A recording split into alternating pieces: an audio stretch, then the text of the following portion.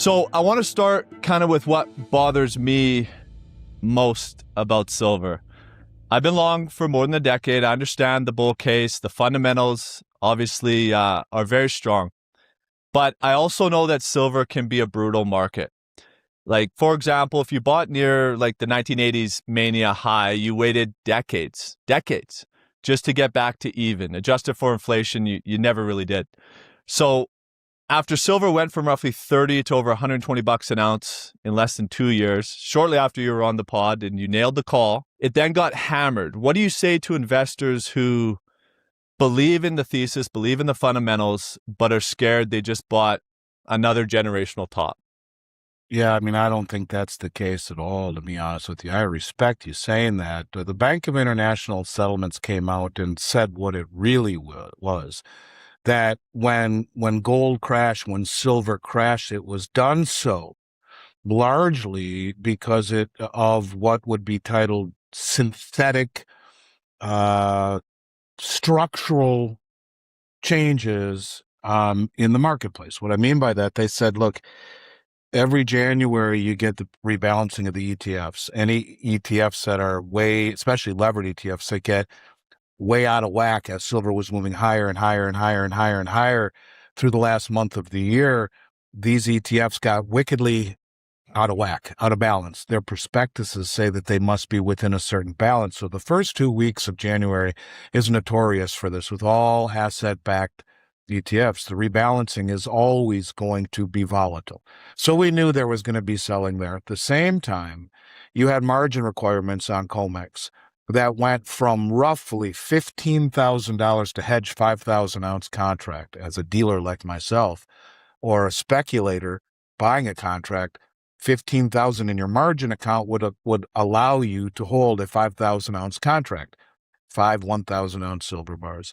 Within a month of that happening, at the exact same time that they're rebalancing the ETFs, you had margin rates jacked up 300% to $54,000 to hedge that same amount.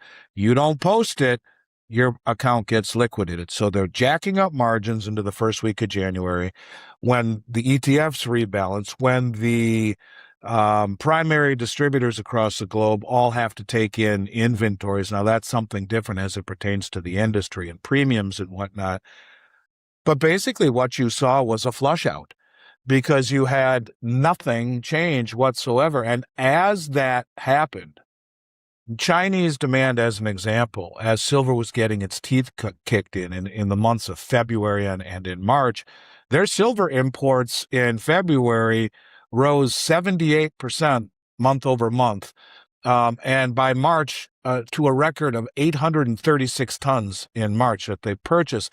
That's 173% above the 10-year seasonal average. Year to date, the first quarter of the year, China imported 1,626 tons, and you multiply that times 32,150 to find out how many ounces that is.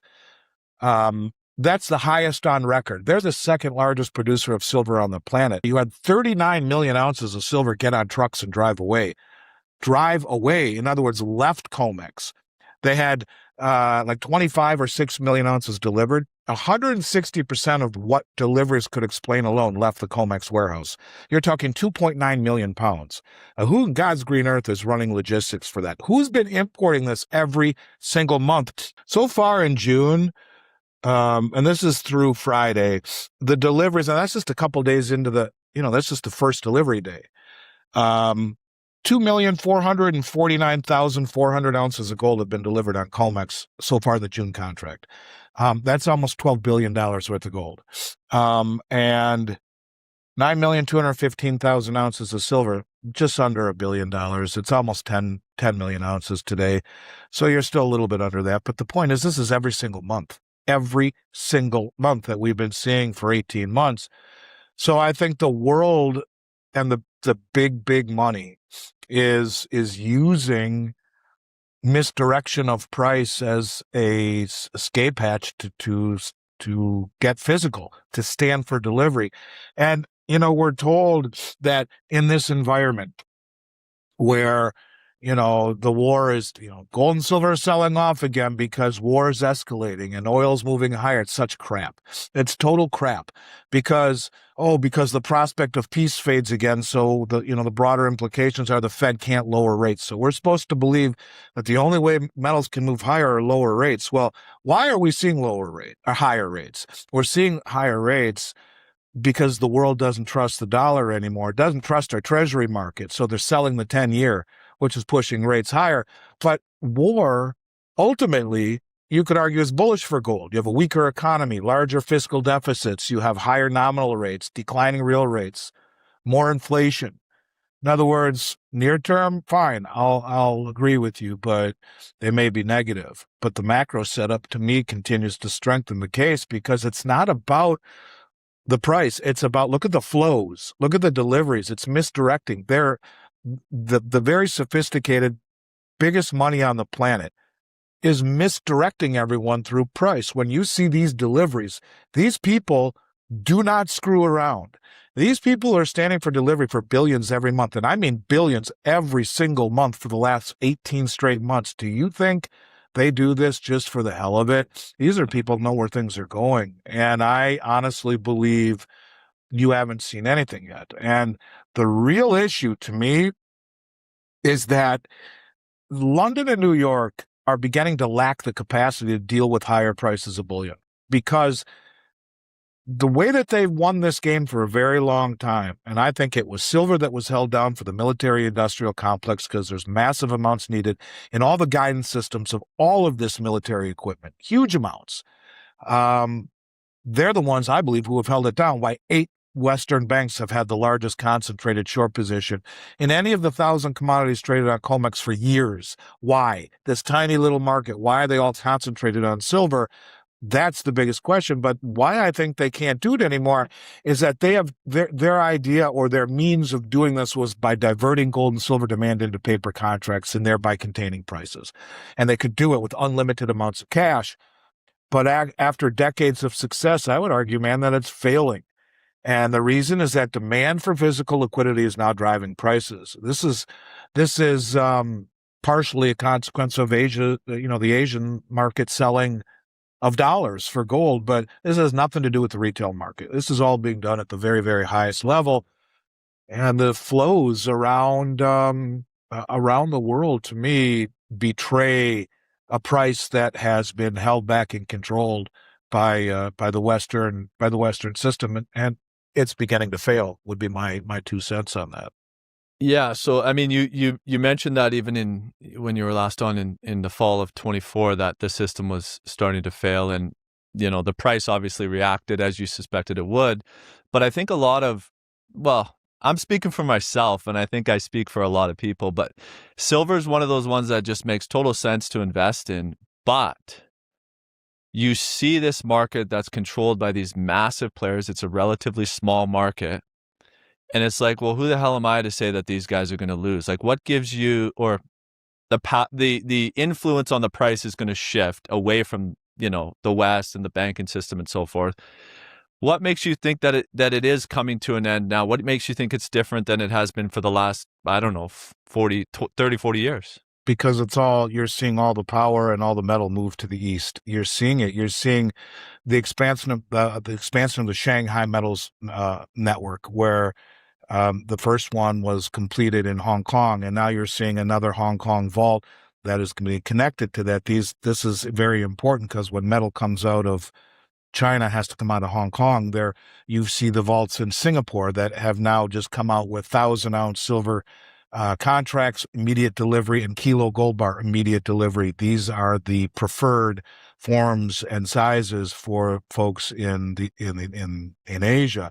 You're seeing the new St. Petersburg market, the one in Mumbai, the one in Dubai. These are all growing, and they're all going to be interconnected.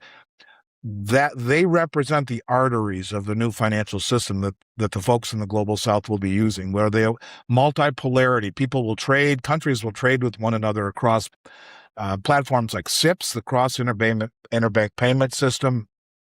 China signed up the countries in Southeast Asia recently. The ASEAN is their acronym. There's 800 million people there.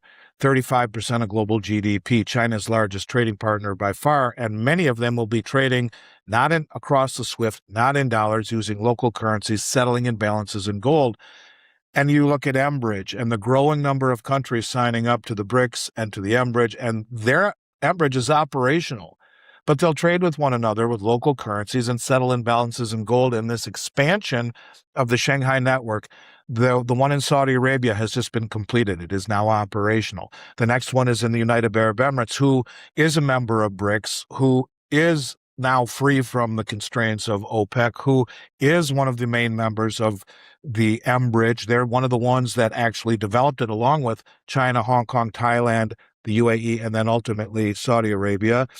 So you're beginning to see an infrastructure mature and grow around the world. And the price that is being controlled on paper is beginning to, I believe, the confidence is gone. And they've been using it against us by standing for delivery. And if you look at the flow that's heading to China, it's exactly what they're doing. China has been posting about a 13% premium for Western price silver, over the Western price of silver, for over a year now. That's called arbitrage. Something of that significance would, like that, be done, as everyone would throw their money over there, deliver the metal over there, and that arbitrage would disappear. It's not. They're keeping it there, and that's why you're seeing the export numbers go to Asia, because the traders can't resist. You send 10 million ounces to the Shanghai network on what's called exchange for physical. You deliver it to Hong Kong Brinks on an exchange for physical COMEX contract, and have a truck pick it up and drive it to the Shanghai Metals Exchange at a $11 an ounce premium on the 10 million ounces. You just made $110 million, and off you go. That's what they are doing. That sucking sound you hear is them using the stupidity of the Western price against us. Now, at the same time, you have this administration that recognizes silver for being a critical mineral. We have yet to really see how that's going to play out.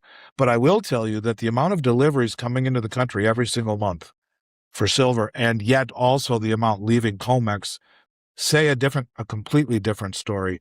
I just think that the West, a system built on trust, has done a very good job at squandering the trust in these markets. And I think being naked short in this environment where the world is standing for delivery is as stupid as a mud wall, because you can't deliver what you can't get, but no one ever stood for delivery. That's the difference. In my entire career, less than 1% of contracts stood for delivery. Now you're seeing them massive amounts every single month. Give me the metal. I don't want your paper promises. Who's doing it? That's the part that's hard to determine, but you're seeing it every single month. You know, the last time you were on, you said these things kind of happen little by little and then all at once. So, you know, looking back now, you know, after silver exploded, crashed, and then went quiet again, or we're in a quiet period right now, was that rally, because it kind of tripled effectively in about a year, was that one of those kind of all at once moments in your view, or was that kind of just, you know, kind of the early innings warm up to a major shift happening? Like, did you? Yeah, I think volatility has happened happens when things reprice. Look, no one knows what the real price is of any of these assets, because the West has controlled price setting forever and have been able to manipulate it to their own benefit. What has happened is that the countries around the world have become educated, motivated, coordinated, sophisticated, and wealthy, and they know what they're doing. And they're challenging the fact that no one ever stood for delivery or would dare challenge the Western hegemony, the way that the West prices things. It's happening now. And I think someone in this administration got to Trump and said, hey, we better do the same thing, or else. That the rest of the world is doing it. We need to do the same thing too. And you're seeing it by huge deliveries. I wouldn't be surprised if it was Secretary of Treasury Bessent, who is a self-proclaimed gold bug, who understands it. It can be the Exchange Stabilization Fund without congressional approval. You don't have to tell them you're doing it, but it's for national security. So no, I don't think that was the all-at-once moment. That was speculative froth in a market that went up and then came down and corrected.